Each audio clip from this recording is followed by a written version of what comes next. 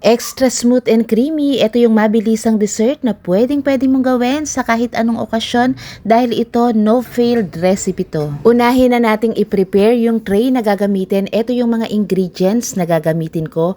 Bali, ang kabuuan po ng tubig at gata na ginamit ko rito ay 1,250 ml or 5 cups. Pinaghalo po itong gata at tubig. Isang lata ng evaporated milk at isang lata ng ube flavor condensed milk. 1 cup ng cream of corn, whole corn, isang lata kasama pati yung sabaw. Mix din, pag medyo matabang, mag-add ka ng konting sugar, konting food color para mas ma-enhance yung kulay, at kapag okay na yung timpla, isalang mo na sa apoy. Haluin paminsan hanggang sa ito ay kumulo, at kapag kumukulo na, ibuhos mo na yung cornstarch mixture, hinaan mo na yung apoy, mag-add ka ng 2 tablespoon ng butter. Continue sa paghalo, mga 12 to 15 minutes after nating malagay yung cornstarch mixture para siguradong lutong-luto.